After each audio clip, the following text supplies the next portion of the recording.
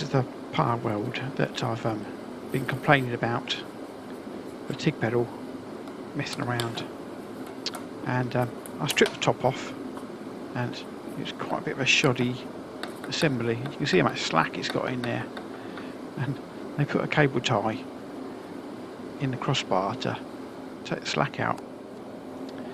So this is the issue that I've been having. If you can look at the amps and what the pedal's doing, it's just not returning, or it is, but really slowly.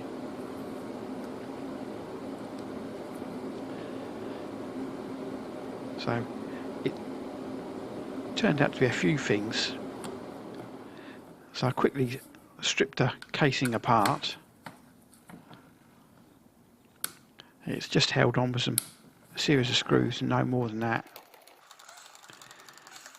Yeah, see, I said I'd done it quickly. But inside, it's basically just a gear which goes straight onto the resistance pot. Now, on the actual fulcrum which has the gears on, there's also a micro switch, which is effectively the trigger. That moves up and down with the fulcrum. Didn't seem to be a problem with that. It was purely and simply that it was just slow to react. Oh, and watch out for the spring. It is a bugger.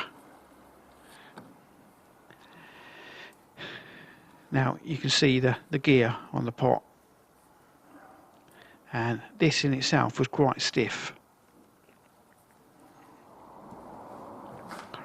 I ended up getting round that purely and simply by washing it out. A little bit of brake cleaner at first, and then some WD-40 to smooth the way once I got it freed up a little bit.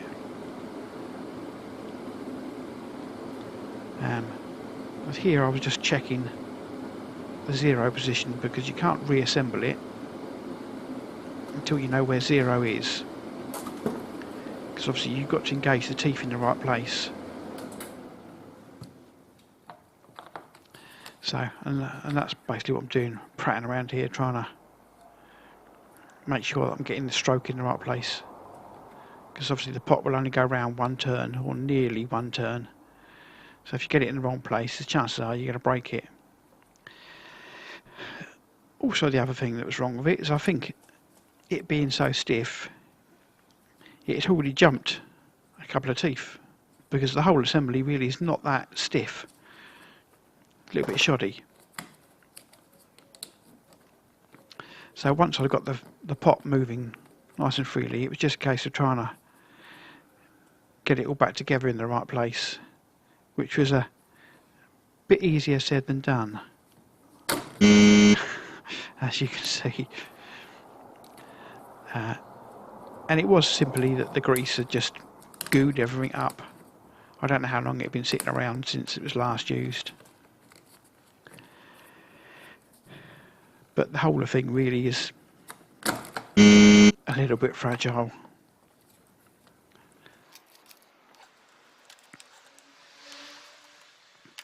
Anyway, cleaned up, lubricated, it all seemed to be okay.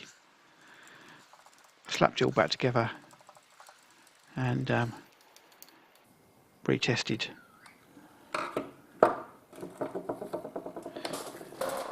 Bit by bit, it all seemed to be okay. Until the last bit. And you'll see that in a minute.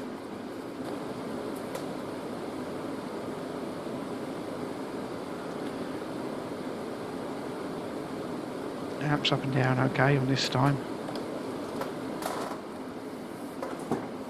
So, reassemble.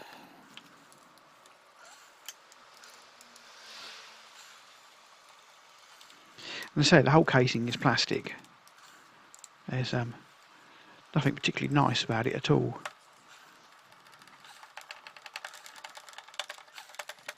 The second pot, I believe, is just simply for fine tuning.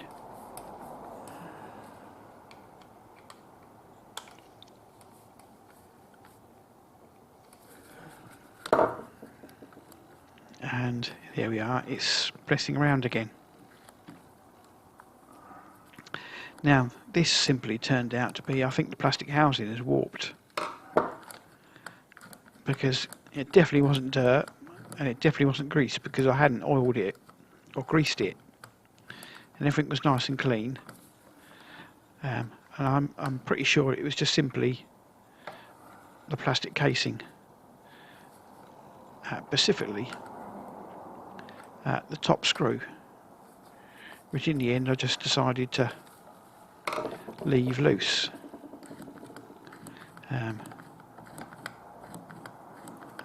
Show them what screw it is. That's the one, yeah, that one there. So I left it loose. It's not going to go anywhere.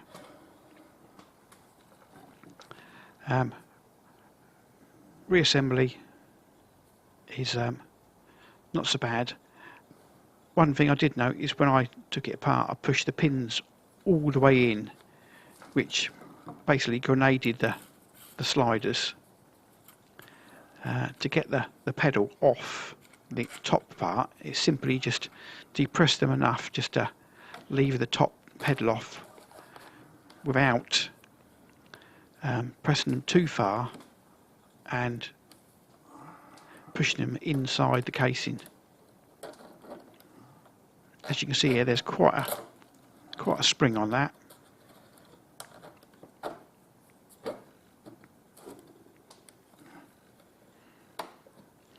So it's simple enough to get apart. Putting it back together is a little bit more tricky.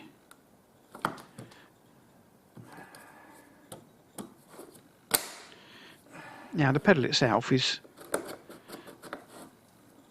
simply pushed up and down with a large spring that you can see around the aluminium bar at the bottom. That one there. The actual pot controller, the fulcrum, does nothing to lifting the pedal back up. It's purely pushed up by the weight of that spring. So the pedal only pushes it down. The return is all done by its own internal spring.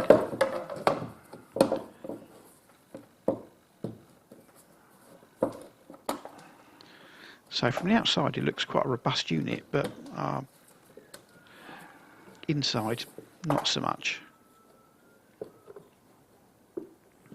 So slapped it all back together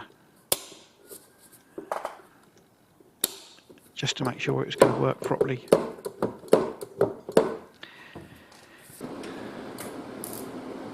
Quick press, and then a final check, which I'll show you compared with the amperage readings, and it all worked out nicely. After that I just flicked the casing apart and just put some light oil on the moving parts, and that was it, job done. So if you can take one of these apart, it's no big deal. Just be careful of the springs. So hopefully I won't be moaning about the pedal anymore. Thanks for watching. Bye bye.